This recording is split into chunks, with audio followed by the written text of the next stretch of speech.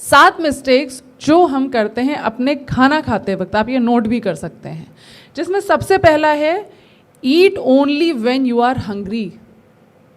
उसी समय खाना खाइए जब आपको सच मायने में भूख लगी हो, क्योंकि जब आपको भूख लगी होगी तभी आपकी बॉडी में जठराग्नि, जिसको हम बोलते हैं, एसिड सेक्रीशन होगा, और तभी वो खाना जब बॉडी में जाएगा तो पचेगा। इसका एक एग्जाम्पल आप ऐसे भी ले सकते हैं कि जब हम हवन करते हैं तो क्या ऐसा पॉसिबिलिटी है कि आप हवन की बिना अग्नि जलाए आप उसमें कुछ भी आहुतियाँ डालें तो वो क्या आहुति किसी भी तरीके से एक्सेप्टेबल होगी?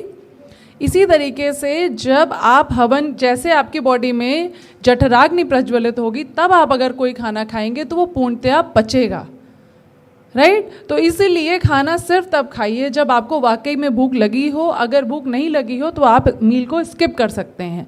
नेचुरल भूख लगना वो बॉडी के लिए स्वस्थ होने का परिचायक है। अगर आपको नेचुरली दिन में 2 बार भूख लग रही है, उसके लिए आपको क्या करना होगा?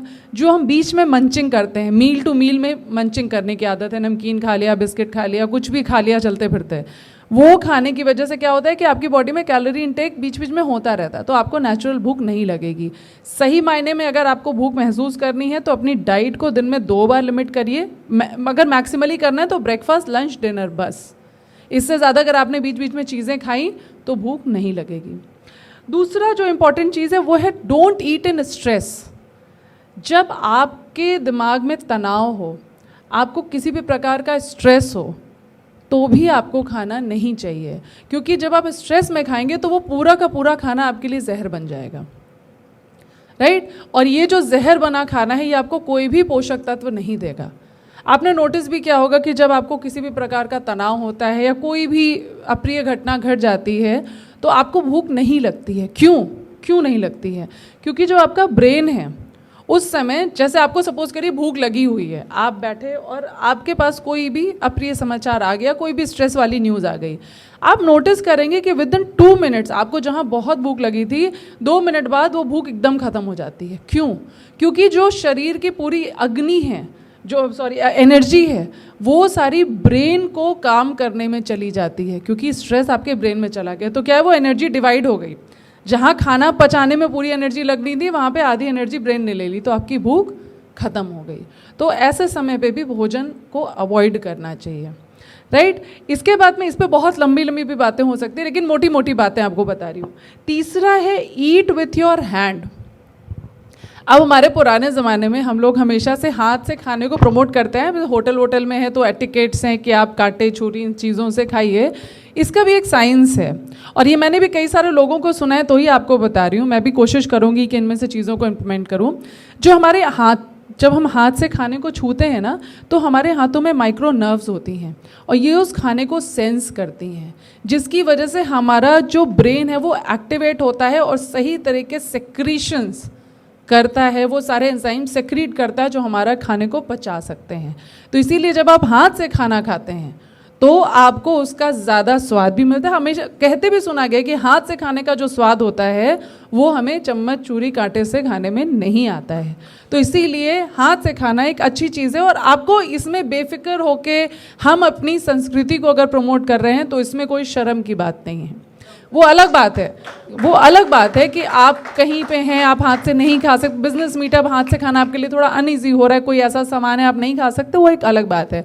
बट दिनचर्या में अगर आप हाथ से खाना खाते हैं, बच्चे को हाथ से खाना खिलाते हैं, तो मुझे लगता है वो ज़्यादा नेचुरल है, क्लोज टू आवर नेचर है और वो हमारे बॉडी के लिए भी बहुत अच्छा है, राइट? इसके बाद है डोंट ईट मल्टीपल फूड।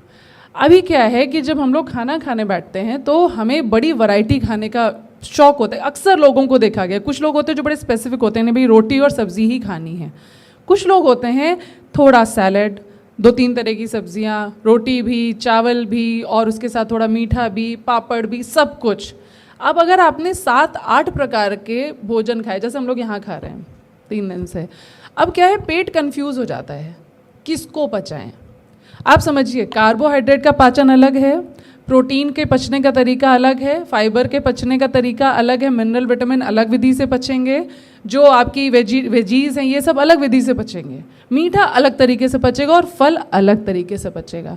तो जब इनका सबका पचने का तरीका अलग है, तो जब हमने इसको डंप कर दिया सारे खाने को, सब तरह का खाना मिक्स होकर, तो क्या होगा कि कोई एक आध तरह की चीज़ तो पच जाएगी, बाकी सारा सड़ेगा। और फिर आपने नोटिस भी किया होगा कि जब इस तरह का आप कई वैरायटी का खाना खाते हो तो आपको अपच की शिकायत हो जाती है द वेरी नेक्स्ट डे। पेट उतना हल्का नहीं रहता, आपको सुस्ती आने लगती है, आपको थकान सी लगती है। तो इस चीज़ को भी हमें ध्यान देना है। देखिए कहीं मजबूरी है तो अलग बात है। दूसरा, मील्स के बीच में थोड़ा डिस्टेंस, सैलड खाया तो कम से कम आधे घंटे का डिस्टेंस। फिर कोशिश करिए रोटी सब्जी खाइए या चावल दाल सब्जी खाइए। ये 2 ग्रेन्स से ज़्यादा एक साथ में नहीं लेना चाहिए हमें, वो हमारे लिए आइडियल है। देखिए ये आपके ऊपर है, मैं सिर्फ बातें बता रही हूँ, ये आपके ऊपर है, आप फॉलो कितना करना चाहते हैं। आपको वैरायटी खाने का मन है तो खाइए, कोई प्रॉब्लम नहीं है। पर अगर आइडियल वे खाने का आपको देखना है तो आप इसी तरीके से खाइए। 1 ग्रेन, मैम आप लोग तो शायद फॉलो भी करते हैं इस चीज़ को, आई गेस, है ना। तो इस चीज़ को ज़रूर करिए कि दाल को चावल के साथ में खाइए, रोटी को सब्जी के साथ में खाइए, सब्जी चावल खाइए, कई ग्रेन्स को एक साथ मत खाइए क्योंकि वो सारी नहीं पचने वाली गैस ही पैदा करेंगे, राइट। तो एक तो ये पॉइंट हो गया। इसके बाद च्यू फूड प्रॉपरली। अब एक प्रॉब्लम और होती है कि हम बहुत जल्दी खाना खाते हैं। कल मैंने नोटिस किया कि अगर हम आराम से सैलड भी खाने बैठे ना, थोड़ा सा भी सैलड, तो 20 मिनट लग जाता है उस सैलड को चबाने में, क्योंकि आराम से बहुत ईजिली नहीं चबेगा, धीरे धीरे चबेगा, और बिना चबाए खाया तो वो फ़ायदे से ज़्यादा नुकसान कर देगा। इसी तरीके से खाने के साथ है, हम जब खाने को चबाते हैं तो एक एक निवाला जब हम चबाते हैं तो उसके साथ जो हमारी सलाइवा है, सलाइवरी अमाइलेज, ये सबसे पहला एंजाइम है जो खाना पचाता है। आपको पता है कार्बोहाइड्रेट जैसे मुंह में जाता है वहीं से पचना चालू हो जाता है। जैसे कार्बोहाइड्रेट कैसे, आपकी ये रोटी, एनी काइंड ऑफ ब्रेड, जो भी तरह की ब्रेड्स होती हैं, ब्रेड्स मतलब ये जो रोटी चपाती पराठा, इनमें होता है कार्बोहाइड्रेट, और कार्बोहाइड्रेट का पाचन हमारे मुंह से ही शुरू हो जाता है। कहाँ से शुरू होता है? हमारी जो सलाइवा होती है, जो लार होती है, इसमें होता है सलाइवरी अमाइलेज, जो कार्बोहाइड्रेट को ब्रेक करता है और फिर उसको फर्दर मेटाबॉलिज्म करने में मदद करता है। तो अब ये जो मैस्टिकेशन प्रोसेस है, मैस्टिकेशन मतलब लार का खाने के साथ में मिलना और खाने को सुपाच्य बनाना। तो जो 32 बार चबाने की विधि थी उसकी वजह यही थी कि आप अगर 32 बार खाना चबाएंगे तो वो खाने को, शरीर को पचाना बहुत आसान होगा, और खाने के साथ अगर एंजाइम ऑलरेडी मिला होगा तो वो और भी अच्छे से पचेगा।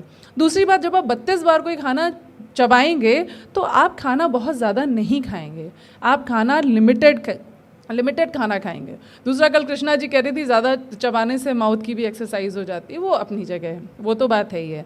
तो मैस्टिकेशन प्रोसेस बहुत इंपॉर्टेंट है जब भी आप खाना खा रहे हैं। अगर आप विदाउट मैस्टिकेशन जल्दी आपने खाना खाया तो वो फिर खाना आपके पेट में सड़ने वाला है, क्योंकि पेट में कोई दांत नहीं लगे हैं जो वो उस खाने को तोड़ पाए। समझ रहे हैं? आपने साबुत चावल अगर निगल लिया 3 बार चबाने के बाद, तो पेट में कोई भी ऐसे दांत या कुछ भी ऐसा नहीं है जो उसको चबा पाएगा, तो नतीजा वो बिना पचे शरीर से बाहर चला जाएगा।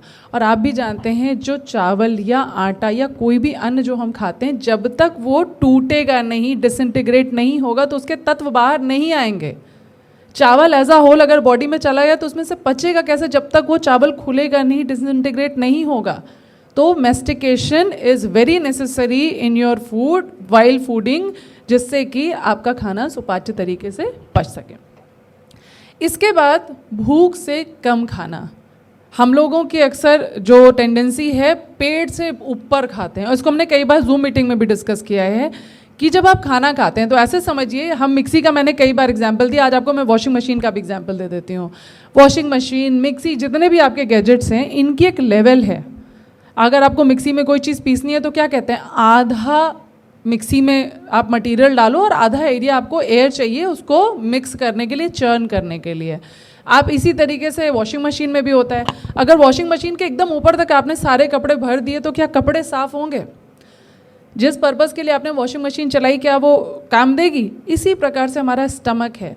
स्टमक का 1/3, उसको 3 पार्ट में आप डिवाइड करिए। 1/3 में आप खाना भरिए, उसके बाद 1/3 में उन पाचक तत्वों को भरने का मौका देना चाहिए जो कि हमारा लीवर सेक्रीट करेगा, जैसे कि बाइल, राइट। उसके बाद 1/3 पार्ट छोड़ने की ज़रूरत है जहाँ पे एयर होगी, जिसमें कि खाना चर्न होगा, मिक्स होगा और वो पूरी तरह से पचेगा, राइट? तो जब आप लेस देन हंगर खाते हैं, अब आपको कैसे पता चलेगा कि आपका पेट भरा कि नहीं भरा, आपकी हंगर तृप्त हुई कि नहीं तृप्त हुई?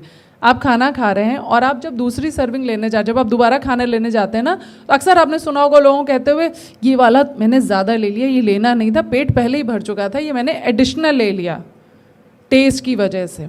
आप खाना दूसरी बार लेने से पहले 1 या 2 मिनट रुक जाइए, और अगर आपको फिर महसूस हो रहा है नहीं मुझे भूख नहीं लगी है, देखिए क्रेविंग और भूख में फ़र्क है। क्रेविंग मतलब किसी प्रकार के स्वाद के प्रति लालच, और भूख लगना कि वाकई में वो जब पेट में खिंचाव वाली फीलिंग हो, वो भूख है।